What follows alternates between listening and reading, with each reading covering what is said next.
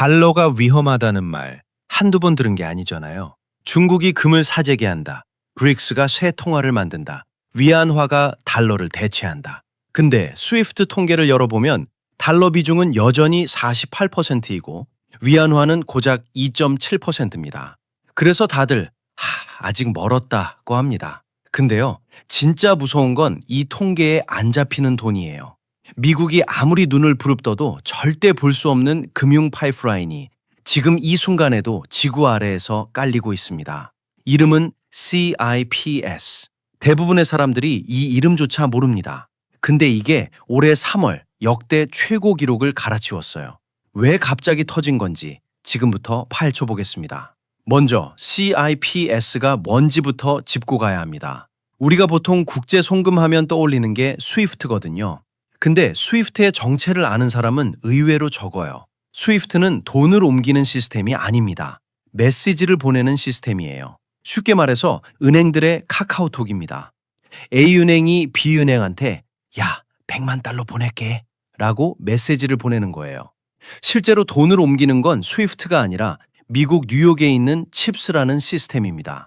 여기서 핵심이 뭐냐면 달러로 된 거래가 이 칩스를 통과하는 순간, 그 돈이 미국 서버를 스치는 순간, 딱 1밀리초라도 미국 땅을 받는 순간 미국 법이 적용된다는 겁니다. 이게 무슨 뜻인지 실제 사건으로 보여드릴게요. 2018년 12월 화웨이의 CFO 멍완저우가 캐나다 밴쿠버 공항에서 체포됩니다. 중국 국적의 기업인이 영국에 등록된 HSBC 은행과 홍콩에서 미팅을 한 건이에요. 중국인, 영국은행, 홍콩 미팅. 여기 어디에도 미국은 없어요. 근데 미국 법무부가 이 사람을 기소합니다. 근거가 뭐였느냐? 화웨이와 HSBC 사이에 오간 달러 결제가 뉴욕의 칩스를 경유했다는 거예요. 달러가 미국 서버를 스쳤으니까 미국 관할이라는 논리입니다. 이게 바로 달러 패권의 진짜 무기예요. 달러를 쓰는 순간 미국의 감시망에 들어가는 겁니다. 자, 그러면 CIPS는 뭐가 다르냐? CIPS는 카카오톡이 아니라 실제 고속도로입니다. 메시지만 보내는 게 아니라 진짜로 돈을 청산하고 결제까지 해버려요. 그리고 이 고속도로는 뉴욕을 경유하지 않습니다. 상하이에서 출발해서 상하이에서 끝납니다. 미국 서버를 단 1밀리초도 스치지 않아요. 그 말은 뭐냐? 미국 법이 손을 못 댄다는 겁니다. 미국의 감시망, 미국의 제재, 미국의 관할권, 이 세 가지를 한 번에 우회하는 시스템이에요. 2015년에 처음 만들어졌을 때 참여 기관이 19개였습니다. 지금은 직접 참여 기관만 193개, 간접 참여 기관까지 합치면 1,573개예요. 서비스 대상 금융기관이 5,000곳을 넘겼고 190개국을 커버합니다. 주 5일 24시간 돌아가요. 2024년 한 해 동안 이 시스템을 통과한 돈이 얼마냐? 175조 위안, 우리 돈으로 약 3경 3천조 원입니다. 전년 대비 43% 증가했어요. 그리고 2025년에는 180조 위안을 돌파했습니다. 근데 이게 끝이 아닙니다. 올해 3월 이 시스템이 완전히 폭발했어요. 단 하루 만에 1조 2,200억 위안이 통과합니다. 우리 돈으로 264조 원, 달러로 환산하면 약 1,785억 달러어치 거래가 하루 만에 처리된 거예요. 건수로 치면 4만 2천 건, 사상 최고치입니다. 3월 일평균 거래액도 9,204억 위안으로 2월에 6,197억 위안에서 50% 가까이 뛰었어요. 한 달 만에 50%가 뛴 겁니다. 도대체 무슨 일이 있었길래 이렇게 갑자기 폭증한 건지. 진짜 문제는 그 다음이었습니다.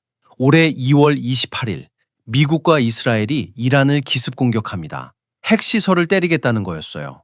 근데 이란이 가만히 안 맞고 있었습니다.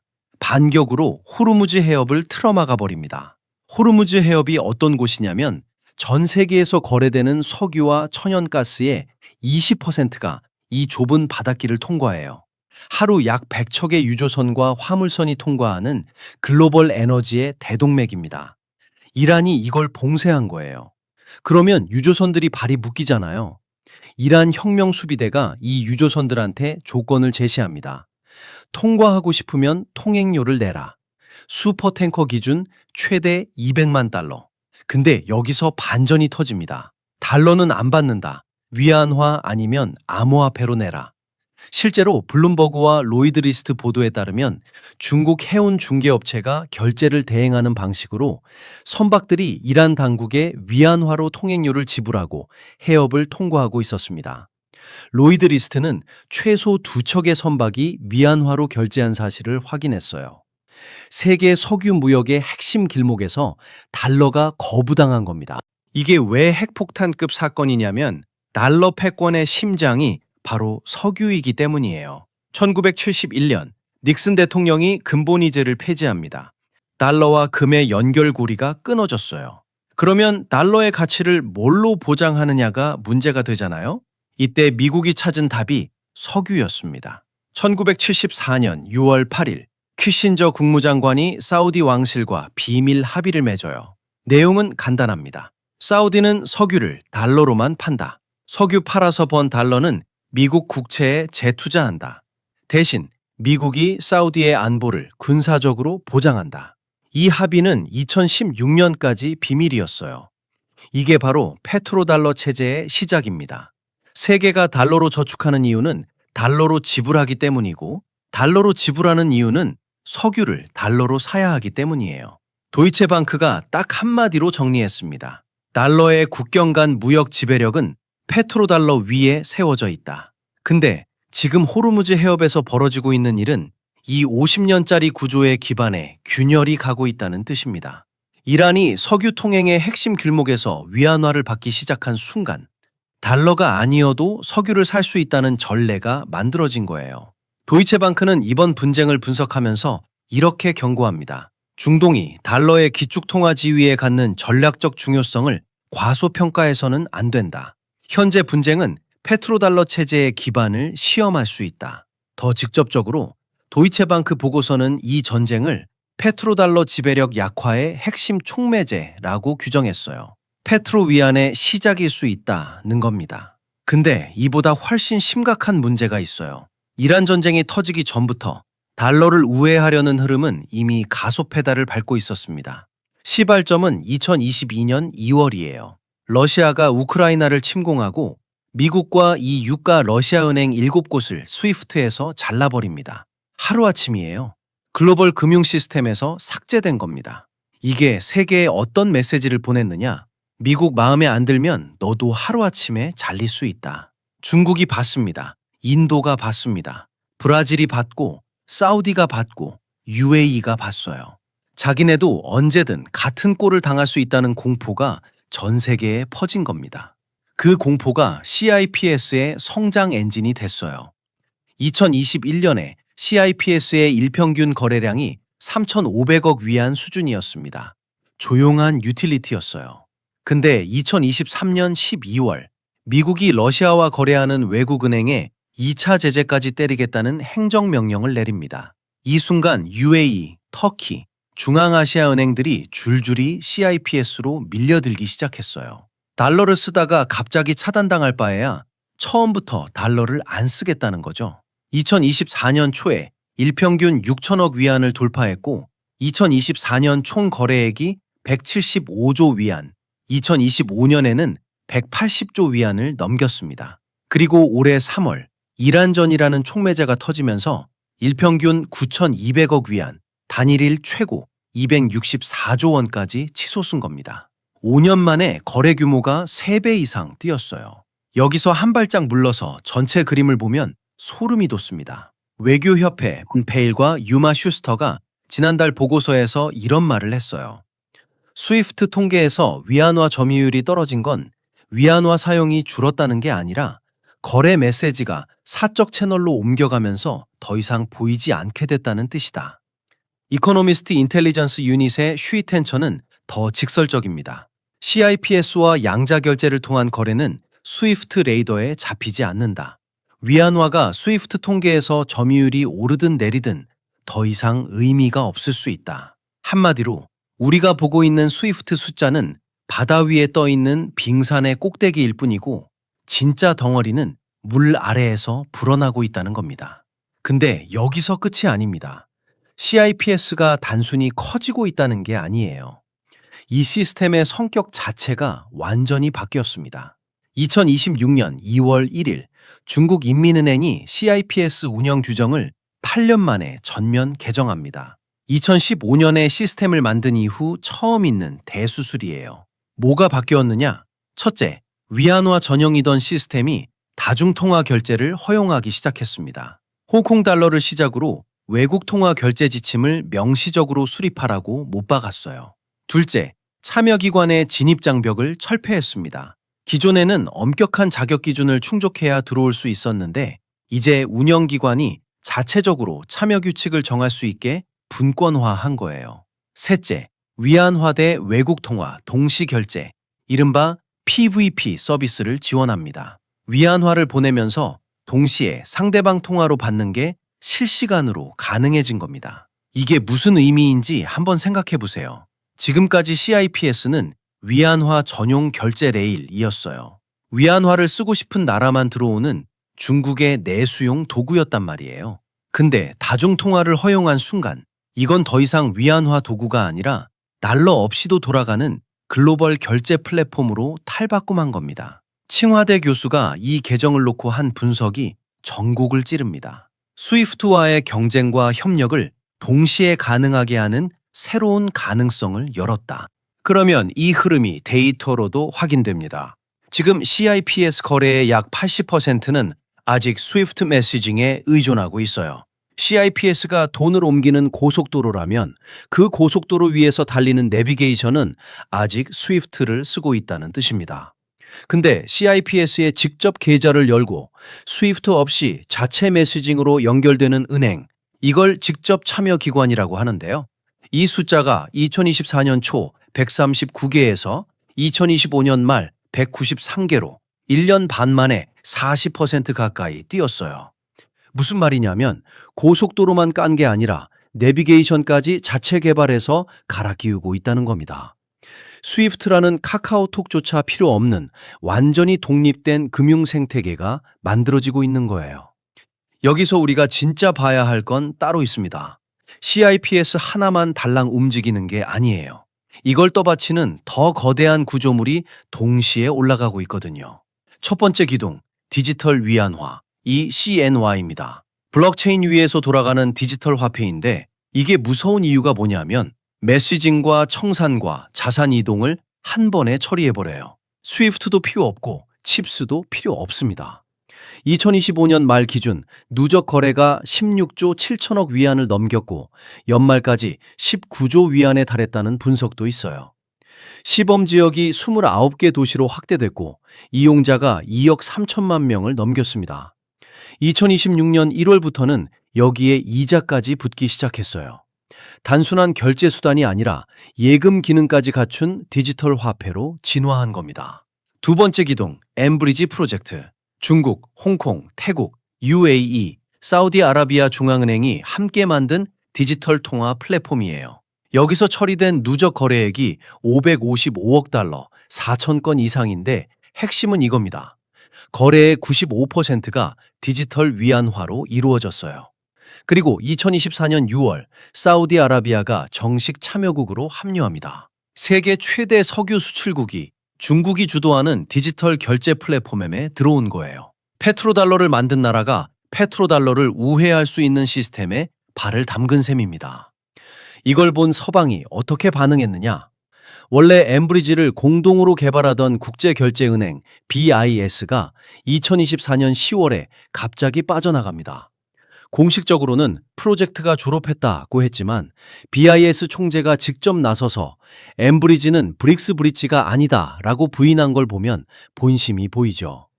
그리고 빠져나가자마자 뉴욕 연방준비은행, 영란은행, 일본은행 등 서방 7개 중앙은행을 모아서 대항마 프로젝트 아고라를 급조합니다. 서방이 이렇게 급하게 움직인다는 것 자체가 엠브리지의 위력을 방증하는 겁니다. 세 번째 기둥, 이건 진짜 소름 돋습니다. 디지털 위안화가 소프트웨어라면 엠브리지가 네트워크라면 이걸 밑에서 떠받치는 하드웨어가 있어요. 인류가 5천년 동안 써온 가장 오래된 화폐, 금입니다. 중국 인민은행이 17개월 연속으로 금을 사들이고 있어요. 2026년 3월 기준 보유량이 7,438만 트로이 온스를 돌파했습니다. 동시에 미국 국채는 8년 연속으로 팔아치우고 있어요. 2013년에 1조 3천억 달러 넘게 갖고 있던 게 2025년 말에 6,800억 달러 수준까지 떨어졌습니다. 거의 반토막이에요. 미국 국채를 팔아서 금을 사고 있다는 건 누구나 아는 사실이잖아요. 근데 그 다음 수순을 아는 사람은 거의 없습니다. 올해 1월 26일 홍콩 재정서비스국과 상하이 금거래소가 양해각서를 체결합니다.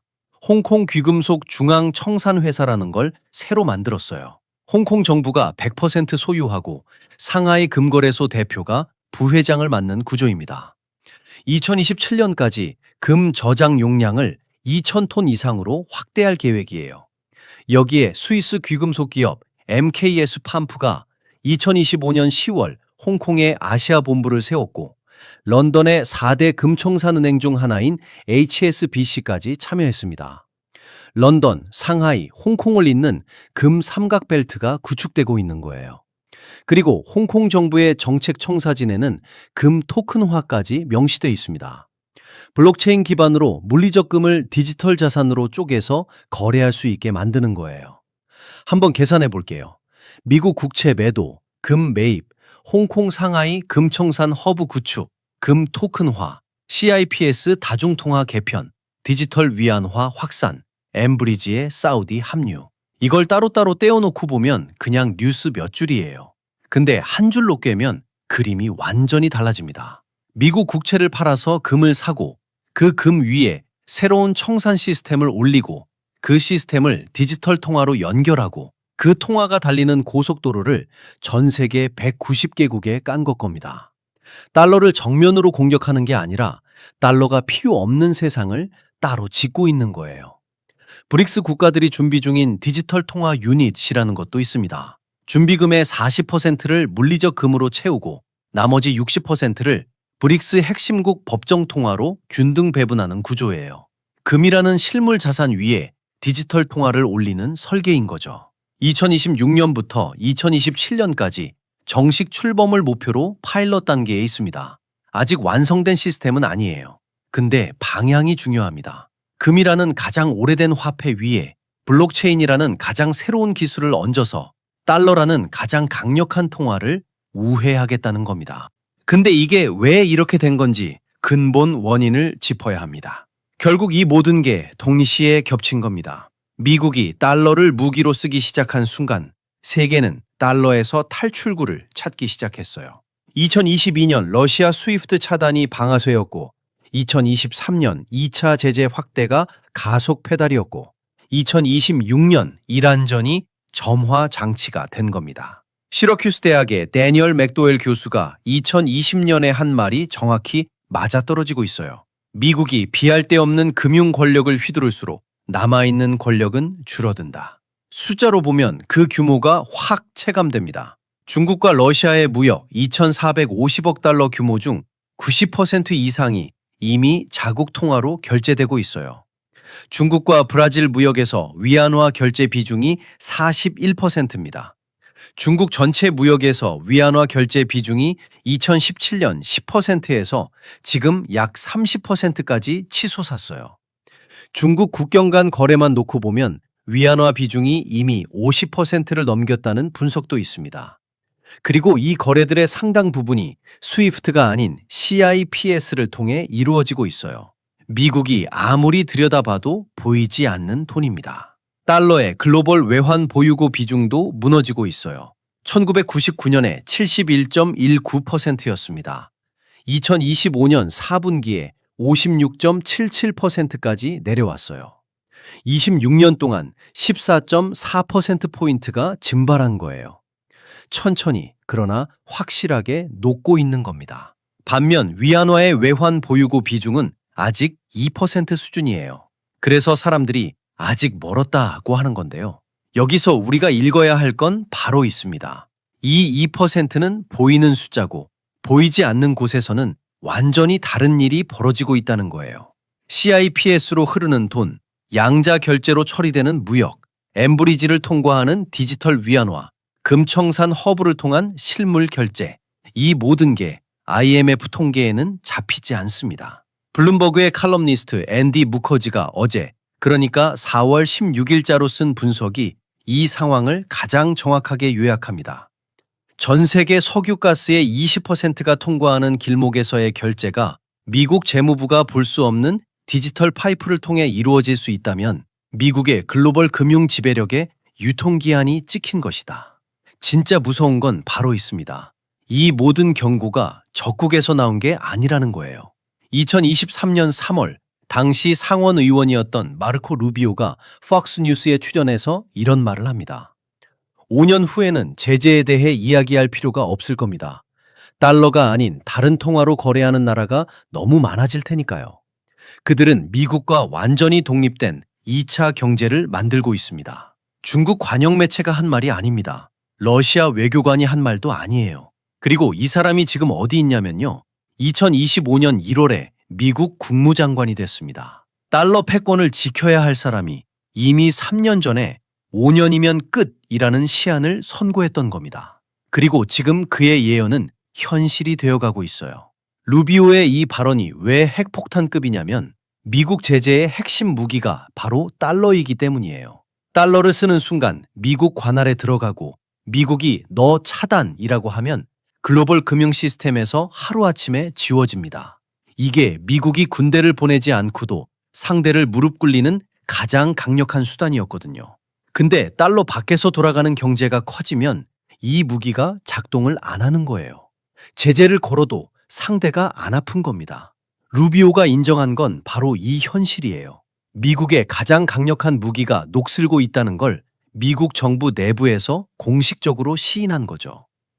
그러면 지금 이 순간 전체 그림이 어떻게 돼 있는지 한번 정리해 보겠습니다. 미국이 러시아를 스위프트에서 잘랐습니다. 그러자 전 세계가 공포를 느끼고 CIPS로 몰려들었어요. 미국이 2차 제재를 확대했습니다. 그러자 UAE, 터키, 중앙아시아까지 달러를 버리기 시작했어요. 미국이 이란을 공격했습니다. 그러자 호르무즈 해협에서 위안화 결제가 시작됐고 CIPS가 사상 최고치를 찍었습니다. 미국이 달러를 지키려고 할 때마다 달러에서 빠져나가는 돈이 늘어나는 겁니다. 달러를 무기로 쓸수록 달러의 힘이 약해지는 역설. 이게 지금 벌어지고 있는 일의 본질이에요. 그리고 이 구조적 변화에는 되돌리기 버튼이 없습니다. 한번 깔린 고속도로는 걷어낼 수가 없어요. CIPS에 연결된 190개국 5,000개 금융기관이 하루아침에 다시 스위프트로 돌아가지 않습니다. 17개월 연속 금을 사들인 중국 인민은행이 갑자기 금을 팔고 미국 국채를 다시 사지 않아요. 엠브리지에 합류한 사우디가 역시 달러가 최고야 라며 빠지지 않습니다. 홍콩에 세운 금청산 허브를 허물지 않고 2,000톤짜리 금고를 비우지 않아요. 이 인프라들은 한번 세워지면 영구적으로 남는 구조물입니다. 달러에 금이 간 게 아니라 달러 옆에 새로운 도시가 세워진 거예요. 그리고 그 도시에 입주하는 나라가 매달 늘어나고 있습니다. 물론 지금 당장 달러가 무너지는 건 아닙니다. 그건 분명히 짚어야 해요. 스위프트 기준 글로벌 결제의 48%가 여전히 달러이고 외환 보유고의 56.77%가 달러예요. 뉴욕의 칩스는 하루에 2조 달러를 처리하고 있고 이건 CIPS의 하루 최고 기록 1,785억 달러와는 차원이 다른 규모입니다. 위안화가 내일 당장 달러를 대체하는 일은 일어나지 않아요. 근데 여기서 한 가지 봐야 할 게 있어요. 달러가 무너지느냐 아니냐는 잘못된 질문입니다. 진짜 질문은 이겁니다. 달러의 감시망 바깥에서 돌아가는 경제가 얼마나 빨리 커지고 있느냐. 그리고 그 속도는 대부분의 사람들이 예상하는 것보다 훨씬 빠릅니다. 5년 전에 CIPS는 하루 3,500억 위안짜리 유틸리티에 불과했어요. 지금은 하루 최대 1조 2,200억 위안을 처리하는 시스템으로 성장했습니다. 엠브리지는 2022년에 고작 몇백만 달러를 처리하던 파일럿이었는데 지금 555억 달러를 돌파했어요. 2,500배입니다. 디지털 위안화 누적 거래는 약 19조 위안에 달하고 이용자가 2억 3천만 명이에요. 이 숫자들의 공통점이 뭐냐면 전부 기하급수적으로 늘고 있다는 겁니다. 직선이 아니라 곡선이에요. 그리고 기하급수적 성장의 가장 무서운 점은 보이지 않다가 어느 순간 갑자기 보인다는 거예요. 보일 때는 이미 늦었습니다. 나티시스의 수석 이코노미스트 알리시아 가르시아 에레로의 분석이 가장 냉정한 현실 진단일 겁니다. 이것 자체가 탈달러화를 만들지는 않는다. 그러나 에너지 흐름에서 대안을 정상화한다. 대안이 정상화된다. 이 한마디가 핵심이에요. 달러를 무너뜨리는 게 아니라 달러가 아닌 선택지가 이상하지 않은 세상이 만들어지고 있다는 겁니다. 그게 더 무서운 거예요. 혁명은 시끄럽지만 정상화는 조용합니다. 조용히 바뀌는 게 진짜 바뀌는 겁니다. 자, 여기서 우리 이야기로 가져와 볼게요. 이게 남의 나라 일이 아닙니다. 오늘, 그러니까 4월 16일 한국은행이 발표한 자료가 있어요. 2025년 한국 수출에서 달러 결제 비중이 84.2%입니다. 1년 전 84.5%에서 떨어졌어요. 수입에서는 79.3%로 1년 전 80.3%에서 1.0%포인트 빠졌습니다. 5년 만에 처음으로 70%대로 내려온 겁니다.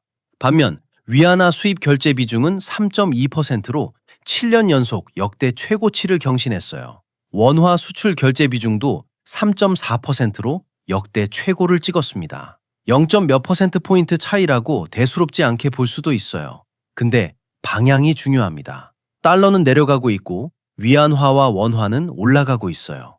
그리고 2025년 11월에 한국은행과 중국인민은행은 원 위안 통화 스와프를 갱신했습니다. 규모가 4천억 위안, 우리 돈으로 약 70조 원이에요.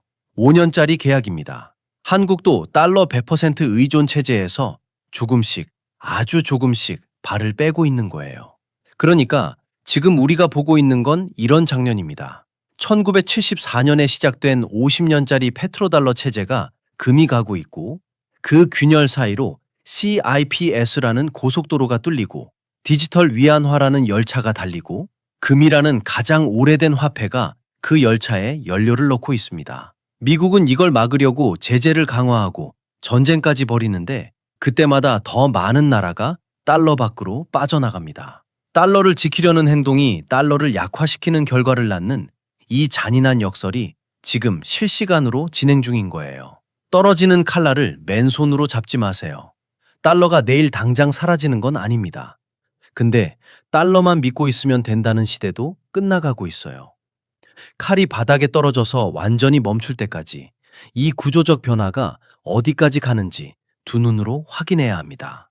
여러분은 이 상황 어떻게 보시나요? 달러 패권이 정말 5년 안에 흔들릴까요? 아니면 미국이 결국 다시 한번 뒤집을까요? 댓글로 여러분 생각 남겨주세요. 오늘 영상 도움이 됐다 싶으면 좋아요 한번 꾹 눌러주시고요. 궁금한 거 있으면 댓글로 남겨주세요. 제가 또 밤새서 파헤쳐 올게요. 구독이랑 알림 설정 꼭 해두시고 다음 영상에서